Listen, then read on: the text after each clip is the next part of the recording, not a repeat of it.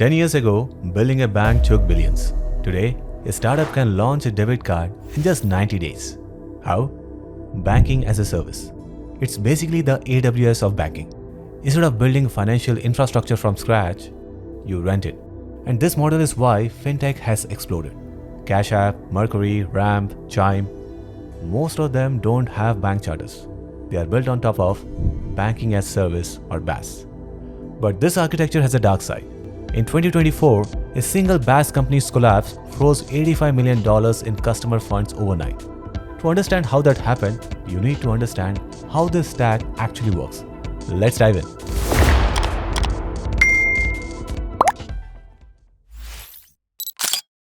Let's say you want to build the next Cash App, a mobile app that lets people instantly send, receive, and manage money.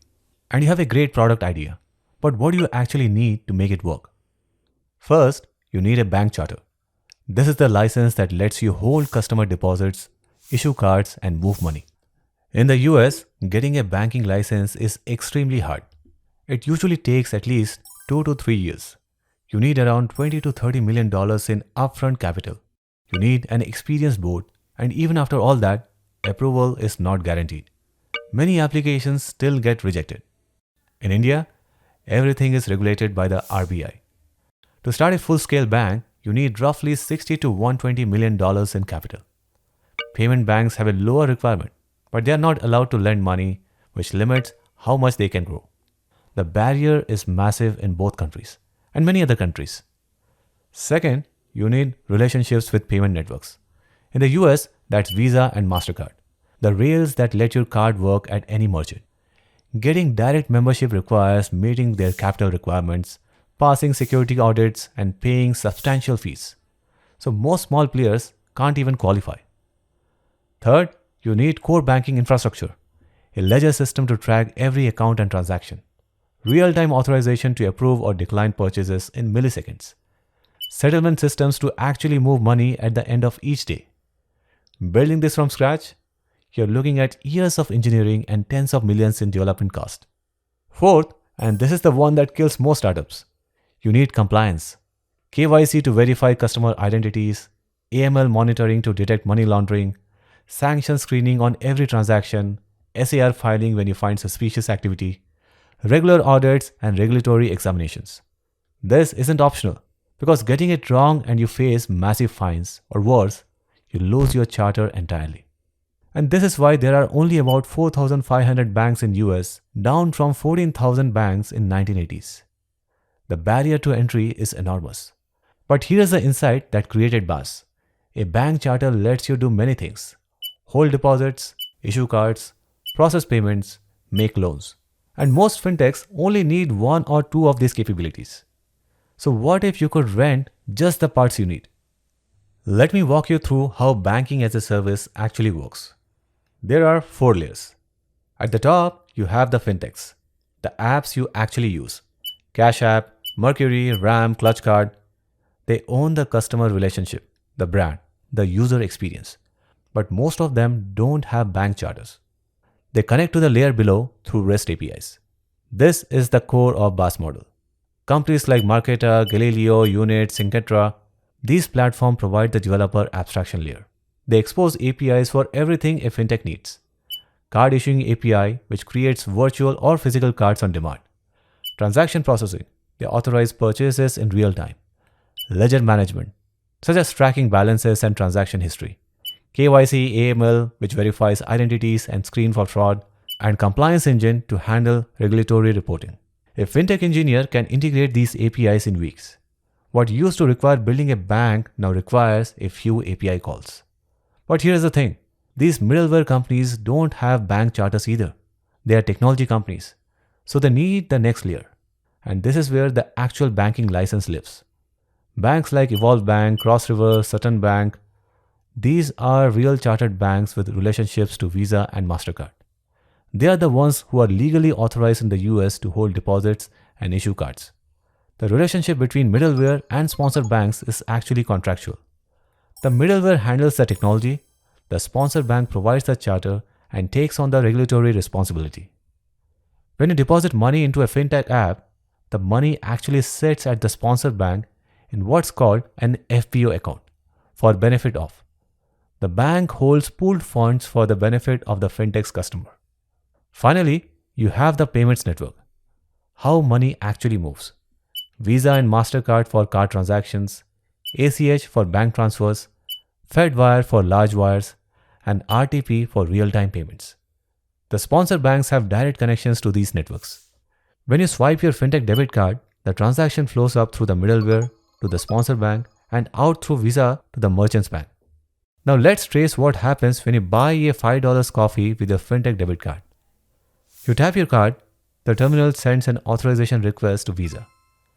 Visa looks at the card's BIN, the first 6 digits, and routes it to the issuing bank. That's the sponsor bank, say Sutton Bank. But Sutton Bank doesn't know your balance. That information lives in the middleware's ledger. So the request goes to Marketer. Marketer checks your balance, applies any rules the fintech has configured, such as spending limits, merchant category blocks, and returns an approval or denial. The entire round trip happens in about 100 to 300 milliseconds. But no money has moved yet. That was just authorization. Settlement happens 1 to 3 days later. And that's when Visa's settlement system actually transfers funds from the sponsor bank to, say, Starbucks Bank. This gap between authorization and settlement matters. It's why pending transactions sometimes show different amounts than final charges. And it's part of why reconciliation in BaaS is so complex. You have records in multiple systems that need to match up. This architecture enabled the fintech explosion, but it created 3 systemic risks. The sponsor bank holds the charter, which means they are legally responsible for everything fintechs do. If a fintech facilitates money laundering, the banks get fined. Consumer protection violation, the bank is liable. But the bank doesn't control the fintech's day-to-day operations. They are trusting the middleware to enforce compliance, and the middleware is trusting the fintech to follow the rules. This is the game of telephone, where compliance requirements can get lost across 3 different organizations. And then there is concentration risk. Look at the sponsor bank layer. There are maybe a dozen of banks willing to do this at scale. Evolve Bank alone has partnered with over 100 fintech programs. When one sponsor bank has problems, it ripples through the entire ecosystem. In 2024, Evolve Bank received a consent order from the Federal Reserve. Every fintech using Evolve had to scramble. The same concentration exists at the middleware layer. One middleware failure affects every fintech built on it, and every customer to those fintechs. And finally, there is regulatory risk.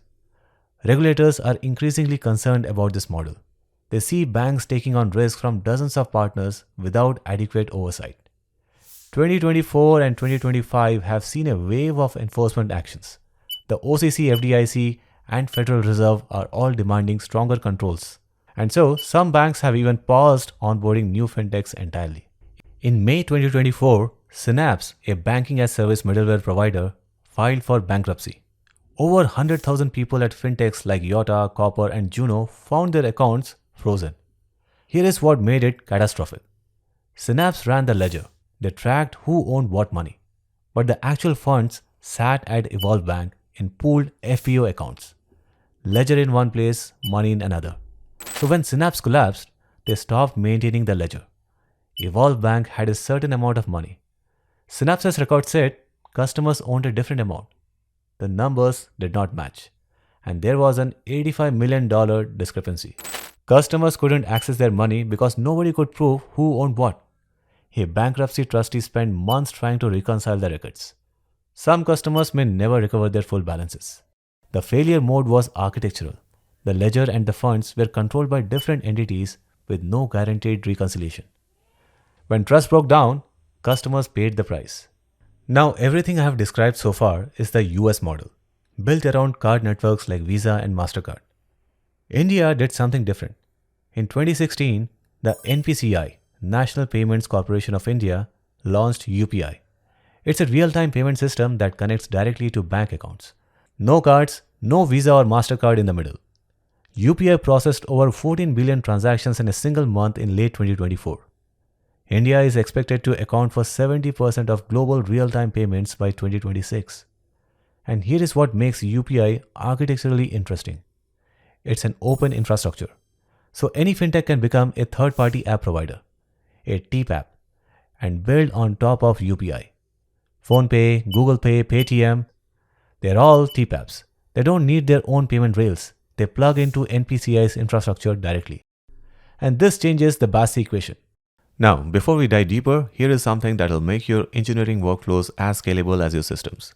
Monday.com. It's a powerful work OS where you can build, track, and manage anything from sprint plans to production rollouts. What really stands out? Monday.com connects with everything your team already uses. GitHub, Slack, Gmail, Google Calendar, and more. Imagine you are building a feature like a multi-step user authentication. Front-end, back-end, QA, and DevOps, all working in parallel. Whether your team's remote, hybrid, or global, Monday.com keeps everyone in sync. So say if you want to ping QA as soon as the backend is ready, or auto-close a task the moment a GitHub PR is merged, Monday.com can handle all of that for you. And now with Monday AI, you can instantly generate project plans, summarize team updates, and even write detailed tasks. With Monday Sidekick, marketing, ops, HR, just click the star. It can craft campaigns, sort data from endless files, or update and assign your team. It won't mess up. You are the one who approves, and your data is protected. It can flag risks across your entire company portfolio, generate reports, and give real-time updates to leadership. My viewers can try Monday.com for free by going to the link below. In the US, fintechs need sponsored banks partly because they need access to Visa and MasterCard. In India, UPI gives you instant payments without the card networks. The middleware layer looks different. Companies like M2P Fintech, Zeta, and Setu are building BaaS specifically around UPI and India Stack.